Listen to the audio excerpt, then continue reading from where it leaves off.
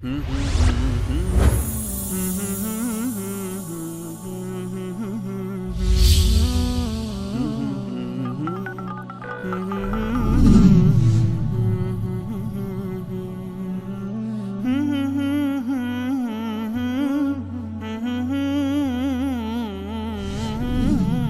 علیکم.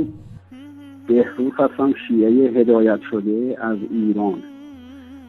خدمت برادرم آقای انصاری، برادر بسیار عزیزم آقای سلیمانی که قرآن درس میدن، سلام مخصوص دارم خدمتتون و خیلی خوشحالم که من البته حدود 20 سال هدایت شدم به اسلام ناب و توحید ناب و دست از خرافات و شرکیات و اینها برداشتم، ولی 2 سالیه که با شبکه شما هم آشنا شدم.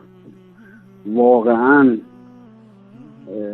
دستتون درد نکنه در جهت هدایت این شیعیان به توحید ناب. خیلی وقت می‌کشید، خیلی حرفتون حقه، واقعا نماینده الله سبحانه و تعالی هستید. تبریک بهتون میگم. واقعا دست این مشرکین زمان را خوب کنید، دروغاشون و تلبیساشون و حدیثای جعلی که واقعا انسان شرم می کند. چه میگوین اینها از قول امام جعفر صادق به دروغ؟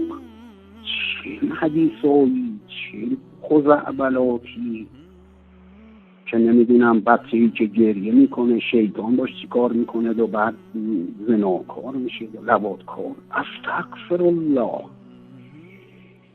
و به هر حال اسلام ناب و اصیل و اصل و پاک محمدی رو ارائه میدید و خیلی خیلی خیلی مؤثره این زحمات شما که توی این شبکه به سال میکشید و من هم دعاگوی شما هستم و هم آرزوی موفقیت براتون دارم، به امید روزی که هممون نماز جماعت نابی رو برقرار کنیم در مساجدمون در 5 وقت اذان محمدی قرائت و سرود شود.